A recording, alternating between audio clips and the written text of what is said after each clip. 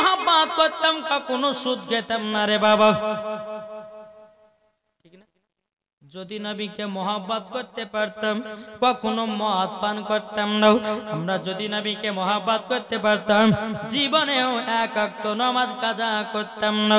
এ সোনামানিকেরা, ওগো আমার আব্বাজি মুসলমান ভাইরা, তাই আপনাদেরকে বলতে চাই রে ভাই, হযরতে বেলালের মতো নবীকে মোহাব্বত করো, মরার পরে জান্নাতি জান্নাতি হয়ে যাবে। জোরে বলুন না সুবহানাল্লাহ। এ সোনামানিকেরা, আমার আব্বাজি মুসলমান ভাইরাও, আমার আল্লাহ পাক আল্লাহ তাআলা বলছো, আমার বান্দা বান্দিরাও, তোমরা যদি নবীকে এক বান্দি মোহাব্বত করে অন্ধকার কবরে যাও, ওই কবরে কোনো সাপ আসবে না, ওই কবরে কোনো বিচ্ছু আসবে না, ওই কবরে কোনো রকমের আযাব হবে না। আল্লাহুম্মা সাল্লি আলা মাওলানা মুহাম্মদ ওয়ালা আলে মাওলানা মুহাম্মদ সাল্লাল্লাহু আলাইহি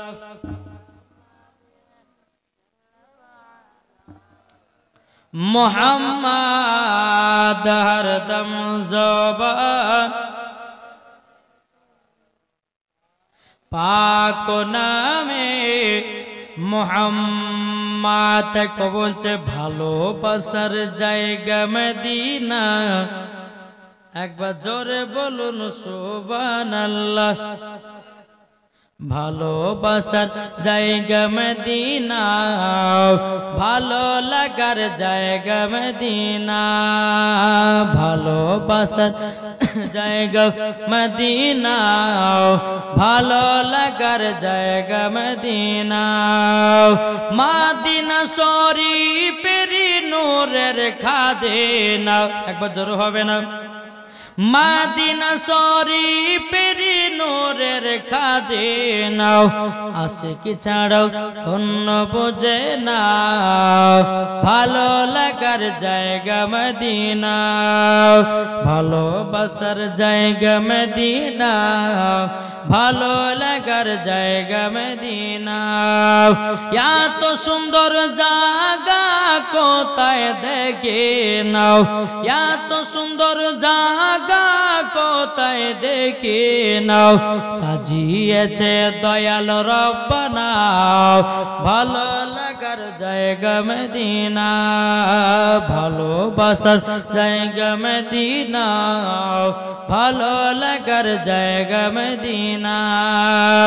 যারা নবীর প্রেমিক আশিক দিওয়ানা, যারা নবীর প্রেমিক আশিক দিওয়ানা, নবী ছাড়া গতি হবে না, ভালো লাগার জায়গা মদিনা, ভালোবাসার জায়গা মদিনা, ভালো লাগার জায়গা মদিনা। আল্লাহুম্মা সাল্লি আলা মাওলানা মুহাম্মদ ওয়ালা সাইয়্যিদিনা মাওলানা মুহাম্মদ সাল্লাল্লাহু তাআলা আলাইহি সাল্লাম। বাবাজি মুসলমান ভাইরা, এই সোনামানিকেরা, এবার বেলাল ইসলাম, আমার নবী বলছে বেলাল তুমিও যাবে আগে জান্নাতে, আমিও যাব আগে জান্নাতে। আর অনেক সাহাবীরা বলতো গো নবীজি আপনি বেলালকে জান্নাতের সার্টিফিকেট দিলেন, ওগো নবীজি আমরা কি জান্নাতের সার্টিফিকেট পাবো না? তাই বাবাজি আমার নবী মুস্তাফা দুনিয়ার সরজমিনে একটা নয় দুটো নয় 10 জন সাহাবীদেরকে জান্নাতের সার্টিফিকেট দিয়েছে। কি গো জোরে বলবেন না? এ বাবা আমার নবী মুস্তাফার হাত মুবারকে বাবাজি লেখা আছে কতজন জান্নাতে যাবে, কতজন জাহান্নামে যাবে। আমার নবীজির হাত মুবারকে লেখা, জোরে বলুন সুবহানাল্লাহ। এদিকে বেলাল ইসলাম মুআজ্জিজ সামানে কিরাম, বেলাল রাদিয়াল্লাহু তাআলা আনহু বলছে, গো নবীজি গো, ওগো নবীজি আপনার কাছে একটাই আবেদন করব গো নবী, ওগো নবী শুধু কি আমরা একলাই জান্নাতে যাব নাকি? আমার নবী বলছে, বলো গো আমার বেলাল, ওগো আমার সাহাবীরা তোমরা শুনে নাও, আমার কোন উম্মত যদি আমার সুন্নাতকে যদি তাজা রাখে, কোন উম্মত যদি আমাকে মহব্বত করে, কোন উম্মত যদি আমার সুন্নাত গুলোকে যদি মেনে চলে, আমার নবী বলছেন ওই উম্মতকে সঙ্গে করে জান্নাতে নিয়ে যাব।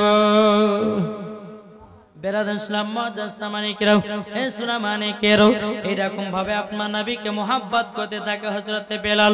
এদিকে আবু বকর সিদ্দিক রাদিয়াল্লাহু তাআলা তিনি বলতেছেন, বলো গো দয়াল নবীজি, ওগো নবীজি, এবং আমি যাব হযরতে আবু বকর সিদ্দিকের বাড়ি। ওগো নবীজি, আমাকে আবু বকর সিদ্দিক টাকা নিয়ে কিনেছে, আমি হলাম আবু বকর সিদ্দিকের গোলাম, আমাকে যেতেই হবে। আমার নবী বলছে, বেলাল যাও। বেলালকে নিয়ে আবু বকর সিদ্দিকের বাড়িতে গেলেন। এরকম ভাবে আপনার থাকতে থাকতে বাবা হযরত আবু বকর সিদ্দিক বলতেছে, বলো গো বেলাল, ও বেলাল, তোমাকে হাতের লেখা শিখতে হবে। বাবা যে মুসলমান ভাইরাও, তখনকার জামানাতে বাবা কলম ছিল না। আবু বকর সিদ্দিক কি করলেন, তিনি একটা কলম বানান বাবা গাছের ডাল কাটলো। গাছের ডাল কাটার পরে ওই ডালের ভিতরে বাবা কালি ঢোকায়া বাবা হযরতে বেলাল কাপড়ের উপরে লেখা শিখতো। একদিন দুদিন তিনি করতে করতে বাবা একদিন হযরত আবু বকর সিদ্দিক কি করেছেন, তিনি বাবা টুকটু টুকটু করে আমার নবীজির দরবারে গেছেন। আমার নবী মুস্তাফা সমস্ত সাহাবীদেরকে নিয়ে একটা হাদিস বলছে, কি সাহাবীরা তবে শুনো গো শুনো, যারা আল্লাহ রাস্তায় শহীদ হয়ে যায়, শহীদের রক্তর থেকে একজন আলেমের হাতের লেখার দাম বেশি। যারা আল্লাহ রাস্তায় শহীদ হয়, শহীদের রক্তর থেকে একজন আলেমের হাতের লেখার দাম বেশি। জোরে বলেন। হযরত আবু বকর সিদ্দিক রাদিয়াল্লাহু তাআলা আনহু তিনি বাবা টুক করে বাবা বাড়িতে গেলেন। বেলালকে বলছে, বেলাল গো তোমার হাতটা দাও। হাতটা দিয়ে আবু বকর সিদ্দিক রাদিয়াল্লাহু তাআলা আনহু তিনি বাবা হাতে চুমা খেয়ে নিয়েছে। বেলাল বলতেছে, বলো গো আবু বকর ভাই, কি ব্যাপার হঠাৎ করে আমার হাতে চুমা খেলেন কেন? বাবা দি আবু বকর সিদ্দিক বলছো, গো বেলাল, আজকে আমি নবীজির দরবারে গেছিলাম, আমার নবীজি একটা হাদিস বলেছেন যে আল্লাহ রাস্তাতে যারা শহীদ হয়ে যাবে, শহীদের রক্তর থেকে একজন আলেমের হাতের লেখা দাম বেশি। ওগো বেলাল, আমি তোমার হাতে চুমা দিলাম। জোরে বলেন। বাবাজি মুসলমান ভাইরা, তাই আপনাদেরকে বলতে চাই বাবা, বেলালের মতো নবীকে মহব্বত করো, মরার পরে জান্নাতি হবে। আবু বকর সিদ্দিকের মতো মহব্বত করো, মরার পরে জান্নাতি হবে। ওমর ফারুকের মতো মহব্বত করো, মরার পরে জান্নাতি হবে। হযরত ওসমান গনির মতো নবীকে মহব্বত করো, মরার পরে জান্নাতি জান্নাতি হয়ে যাবে। আল্লাহুম্মা সাল্লি আলা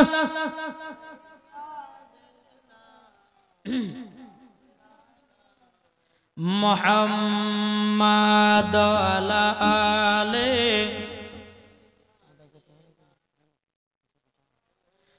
মাওলানা মুহাম্মদ সাল্লাল্লাহু তাআলা আলাইহি ওয়াসাল্লাম। ও মা খালা, আপনাদেরকে বলতেছে মা, মা জননী, বহুত মা মেলাতে ঠেলা খায়। এই জালসাতে মেলা বসেছে না বসেনি? বসেছে না? খাবার বসলে কোনো অসুবিধা নাই, কিন্তু বাবা এখন যেখানে জালসা যায় সেখানে গিয়ে বাবা যে ম্যাচ আর ব্যাটা ছেড়ার বাবা যে আড্ডা। এই দুদিন না 3 দিন আগে বাবাজি কোথায় জালসা গেছিলাম গো, ওই উম্মরপুরের দিকে। এদিকে জালসা হচ্ছে আর এদিকে ব্যাটা ছেলে মেয়া ছেলে বাবা যে মাঠে ধরা পড়েছে। কি কি করবেন? হ্যাঁ, তবে বাবা যে মুসলমান, হাদিস কোরআনে বাণীর আমরা শুনবো, কিন্তু যেন মেলা যেন না বসে।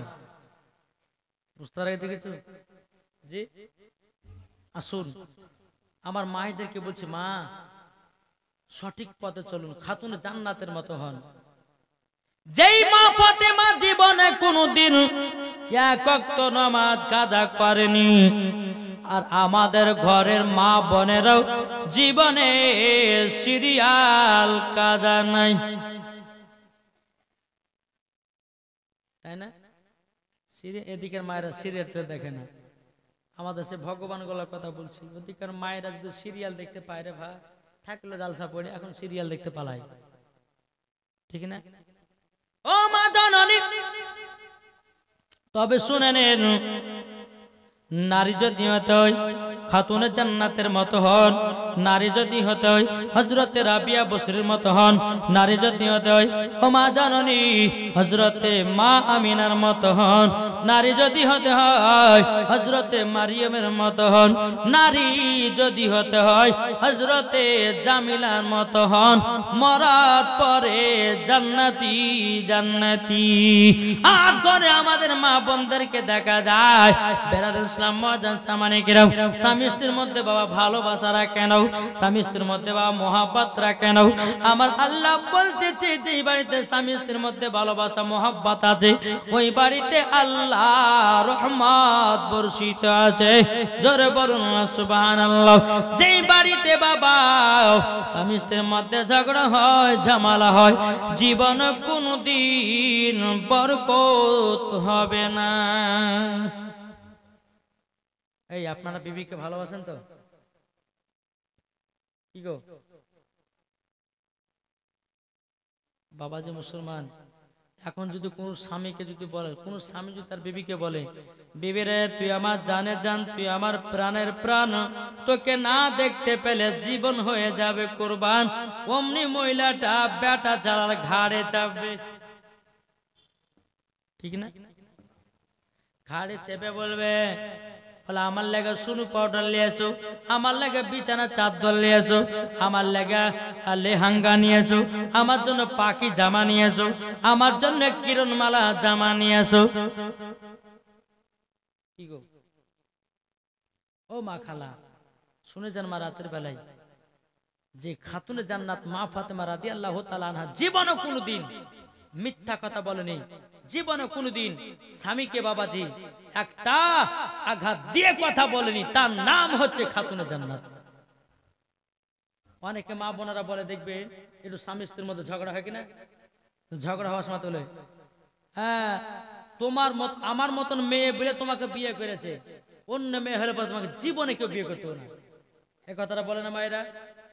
জীবনে কোনোদিন মায়ের কথা বলিবেন না, আল্লাহ নারাজ হবে। কে নারাজ হবে? আল্লাহ নারাজ হবে।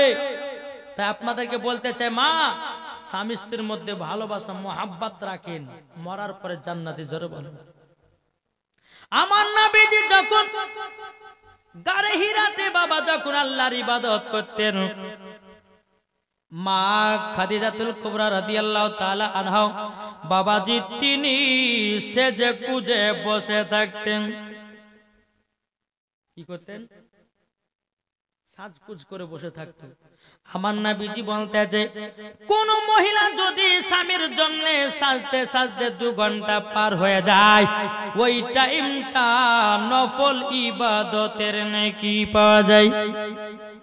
ও গো মা কালা, তুমি যদি ওই পারের বল্টু ঝল্টু সল্টুর জন্য সাজাও, তাইলে গলগলে হারাম হয়ে যাবে।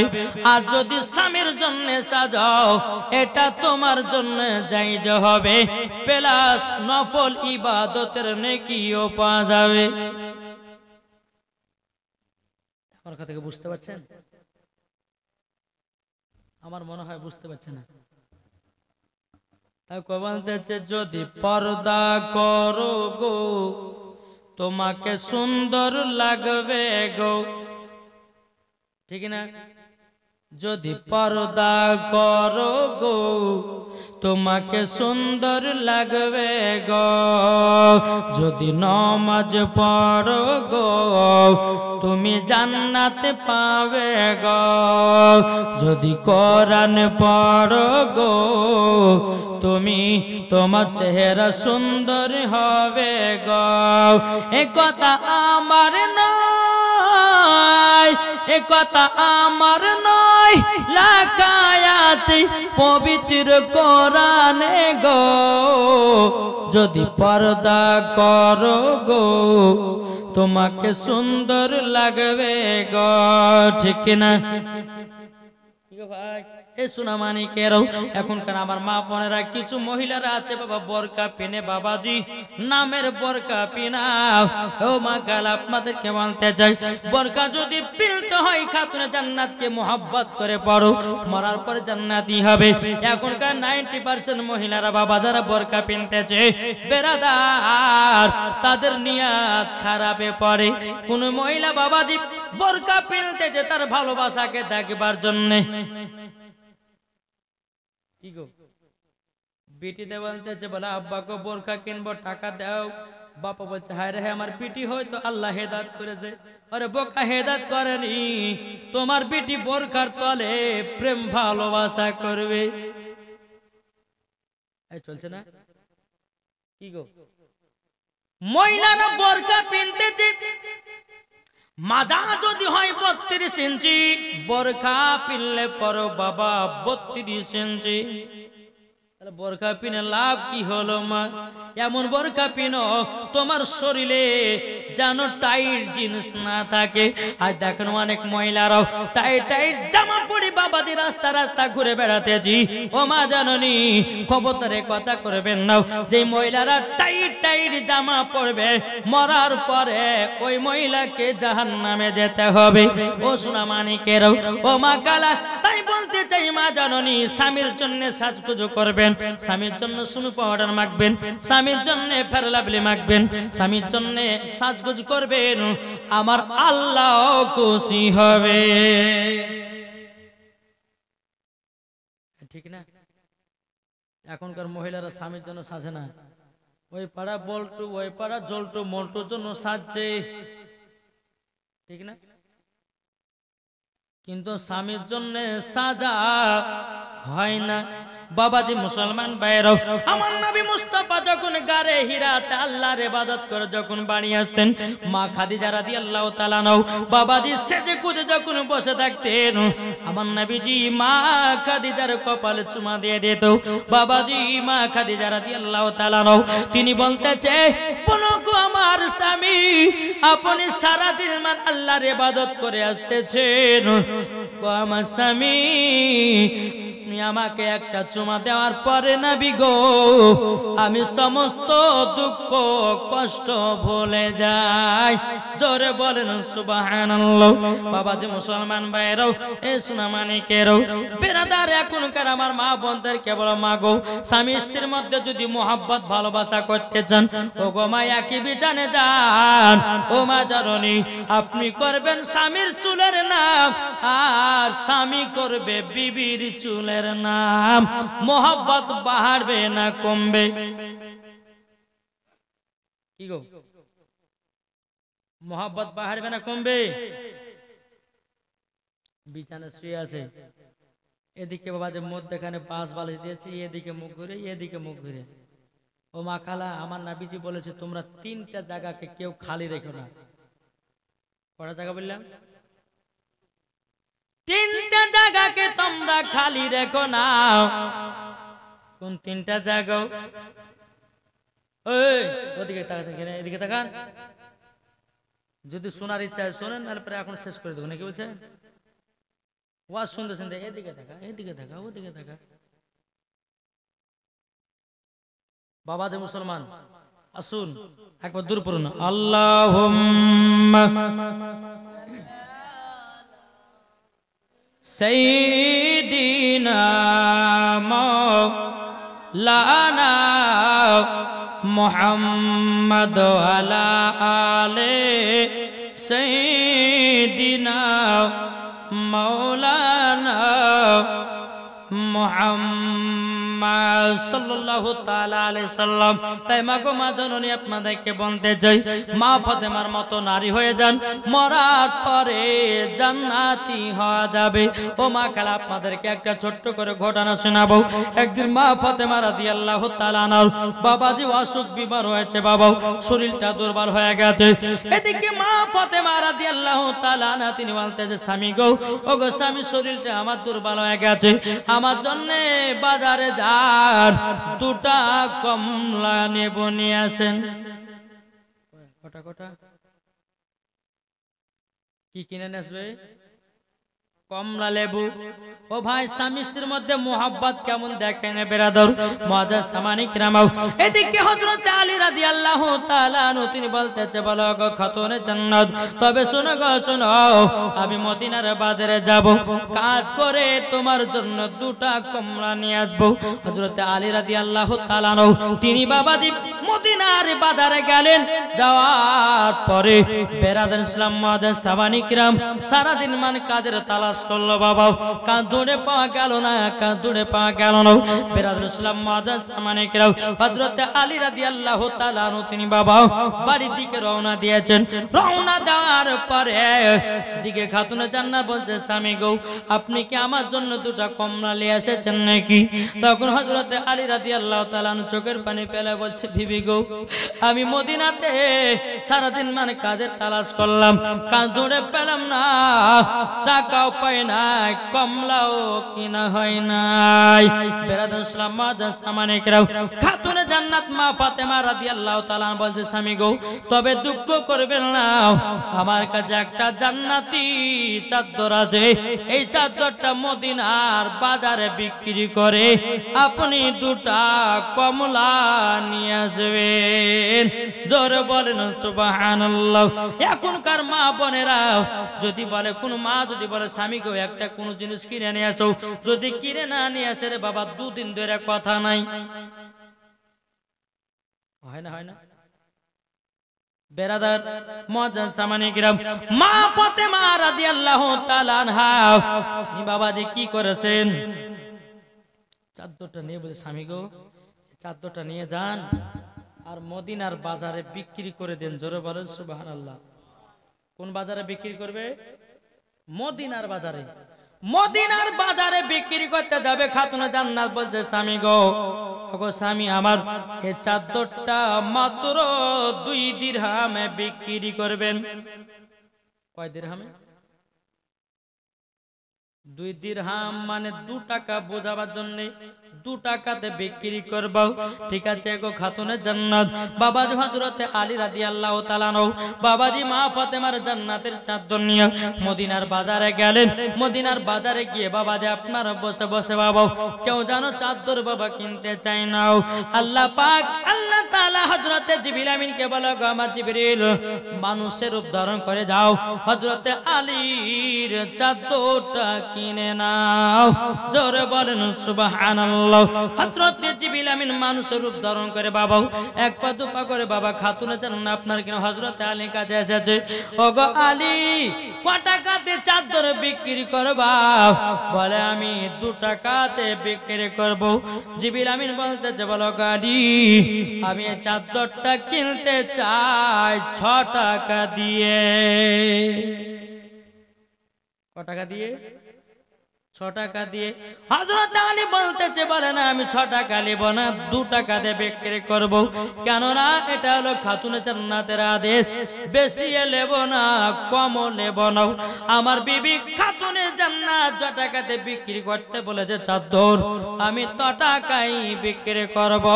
জোরে বলেন সুবহানাল্লাহ। বেরাদার ইসলাম মুআজ্জাজ সামানি কিরাম যখন বাবা 2 টাকাতে আপনার চাদরটা নিয়ে নিল, নেওয়ার পরে 1 টাকা দিয়ে 2টো কমলা নিয়েছেন, আর 1 টাকা বাবা ফকির মিসকিনকে দান করে দিয়েছেন। জোরে বলেন না সুবহানাল্লাহ। যখন বাবাজি দান করে দিয়েছে বেরাদার হযরত আলী রাদিয়াল্লাহু তাআলা আনহু তিনি বাবাজি কি করেছেন, হাতে কমলা 2টো নিয়ে চলে আসতেছেন। আল্লাহ পাক আল্লাহ তাআলার ফেরেশতা একজন গরীব একজন ফকির হযরত আলীকে বলছে গো আলী কমলা দুটো কার জন্য নিয়ে যাচ্ছ বলে আমার বিবির জন্য ওগো আলী আমি তো 7 দিন ধরে অনাহার আছি দুটো কমলা আমাকে দিয়ে দাও না হযরত আলী বলতেছে বলে ওগো ফকির বাবা যান আপনি কমলা দুটো নিয়ে নেন জোরে বলেন আমরা হলাম বলতাম এ ফকির বাবা আমার বিবি 3 দিন 4 দিন ধরে খায় নাই আমি তোমাকে দিতে পারবো না এটাই তো আমরা বলতাম কিন্তু হযরত আলী নিজের বিবির কথা চিন্তা না করে বেরাদার ফকির বাবাকে কমলা দান করে দিল এক পা দুপা করে আপনার খাতুনে জান্নাতের কাছে এসেছে বেরাদার হযরত আলী রাদিয়াল্লাহু তাআলা মনটা খারাপ করে বলছে বলো গো খাতুনে জান্নাত আজকে তোমার জন্য আমি কমলা নিয়ে আসতে পারলাম না খাতুনে জান্নাত বলছে বলে স্বামী গো কে বললে আপনি কমলা নিয়ে আসেন নাই ওগো স্বামী ঘরের ভিতরে এক ঝুড়ি কমলা জোরে বলেন ঝট স্বামী গো ঘরের ভিতরে এক ঝুড়ি কমলা ওগো স্বামী আমার যে চাদরটা বিক্রি করতে পাঠিয়েছিলাম ওই চাদরটা ঝুড়ির উপরে আছে হযরত আলী রাদিয়াল্লাহু তাআলা তিনি বাবা খুবই আনন্দ হলো এক পা দুপা করে আপনার চলতে লাগলো বাবা কার কাছে আমার নবী মুস্তাফার কাছে গিয়ে বলছে ইয়া রাসূলুল্লাহ ইয়া হাবিবাল্লাহ নবী গো আপনার খাতুনে জান্নাত আমাকে চাদর বিক্রি করতে দিয়েছিল মদিনার বাজারে 2 টাকাতে বিক্রি করলাম 2 টাকাতে আমি 1 টাকা ফকির মিসকিনকে দান করে দিলাম আর একটা দিয়ে 2টা কমলা কিনলাম ওগো নবীজি রাস্তা দিয়ে আসছিলাম একজন ফকির বাবা 7 দিন ধরে অনাহার ছিল সে বলল আমাকে খুবই ভোক লেগেছে আমি 2টা কমলা তাকে দান করে দিয়েছি ওগো নবীজি বাড়িতে এসে দেখতেছি এক ঝুড়ি কমলাও আছে জান্নাতি চাদর দেখা গেছে আমার গায়েবের সংবাদদাতা নবী বলতেছে বলো গো আলী তবে শোনো শোনো সবকিছুই পরীক্ষা ছিল আমার আল্লাহর জোরে বলে যেই ফকির বাবা তোমার কাছে 7 দিন অনাহার বলে কমলা দুটো নিয়েছে উনি কোন সাধারণ কোন ব্যক্তি নয় ইনি হলেন আল্লাহর একজন ফেরেশতা ওগো আলী তোমার যে চাদরটা কিনেছিল উনি কোন সাধারণ ব্যক্তি নয় ইনি হলেন আল্লাহর ফেরেশতা জোরে বলেন বাবা যে মুসলমান তাইলে বোঝা গেল স্বামী স্ত্রীর মধ্যে বাবা কত মোহাব্বত কত ভালোবাসা বাবা যে খাতুনে জান্নাত স্বামীর জন্য জীবন দিতে রাজি হযরত আলী রাদিয়াল্লাহু তাআলা তিনিও বাবা বিবির জন্য জীবন দিতে রাজি বাবাজি মোহাব্বত কমে না